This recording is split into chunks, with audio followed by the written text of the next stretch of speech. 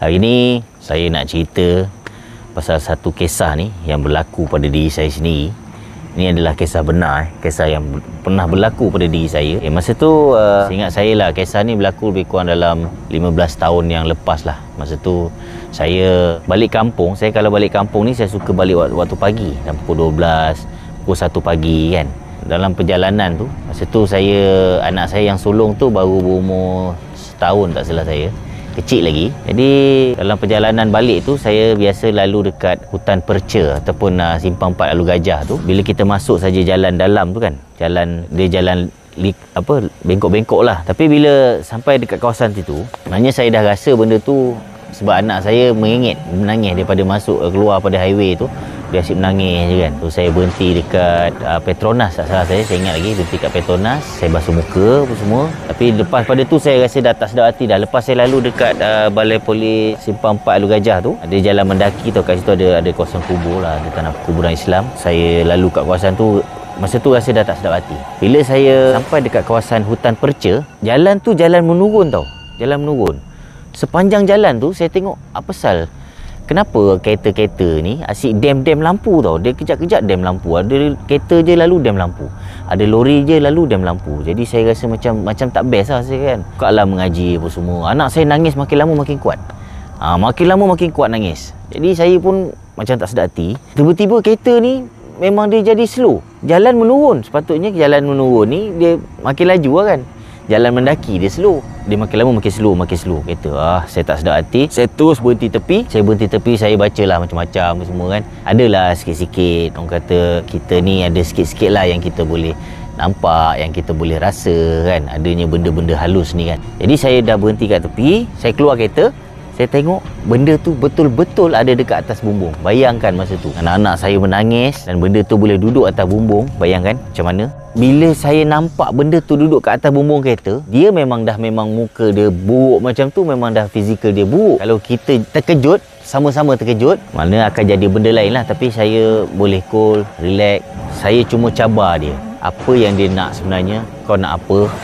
Kenapa kau ikut aku? Selepas saya nampak dia dekat atas bumbung kereta saya tu, saya cuba berinteraksi lah. Rumah saya memang dah diam dah kat dalam kereta. Sebab anak saya menangis. Sebab anak saya menangis, saya cabar dia. Saya cakap, kenapa, apa yang kau nak daripada aku? Kau daripada mana ni? Kau nak pergi mana? Kenapa kau tumpang aku? Banyak lagi lori, kereta kenapa yang lalu sini, kenapa kau tak ikut dia? Kenapa kau ikut aku? Dia pandang saya tu. Bayangkan tuan-tuan ni, kalau kita berdepan dengan setan ni, satu je, jangan kita takut sangat dengan dia. Lagi kita takut, lagi dia berani dengan kita. Jadi saya pun bacalah apa benda yang saya tahu dengan apa yang untuk nak menghalau setan ni kan. Makin kita lawan dia, makin dia lawan kita balik. Dia setan ni jangan takut dengan dia. Kalau kita takut dengan dia, dia lagi berani. Jadi saya fight lah masa tu. Ada kereta yang lalu slow lah, dia ingatkan apa hal kan. Mungkin dia tak nampak, so saya seorang yang nampak kan. Tapi rumah saya nampak kain buruk yang kat sebelah cermin dia tu, memang nampak kain buruk tu. Jadi saya fight lawan. Alhamdulillah lah. Dia dengan sendirinya dia belah. So saya masuk kereta.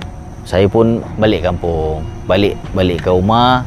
Dalam perjalanan tu pun memang macam-macam lah. Ada tengah-tengah bawa kereta kan. Kereta saya tak ada minyak wangi, tiba-tiba ada bau wangi. Kesimpulan dia dekat sini kawan-kawan, kalau nak balik kampung ke, nak pergi mana-mana ke, yang suka jalan waktu pagi ataupun tengah-tengah malam, kalau boleh ada anak kecil tu, elakkanlah untuk jalan waktu pagi, jalan tengah-tengah malam kan. Sebab kadang-kadang benda ni dia bukannya pada kita, kadang dia pada anak kita, suka pada budak-budak kecil. Okey, saya ada untuk kawan-kawan yang kalau kita dalam keadaan ketakutan, apabila kita rasa diri kita ni didekati dengan hantu syaitan ni, senang je. Kalau misal katalah berlaku pada diri kawan-kawan, yang pertama sekali, kita jangan ikutkan sangat perasaan kita. Dan kalau macam contohlah kita terserempak ataupun sekali imbas, kita ternampak ke apa ke, bacalah ayat kursi ke, istighfar ke. Kalau boleh ayat kursi lah. Ayat kursi ni dia banyak membantu kita ni manusia.